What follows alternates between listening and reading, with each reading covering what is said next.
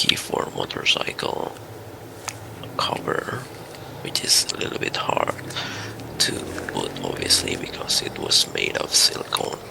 Both of them, the grip for the motorcycle keys is also made of silicone, so that's the reason why it needs to be pushed quite hard, especially when the cover or the original grip for the key is already somehow increased in terms of size, which will probably record it separately, because this is only for the motorcycle keys.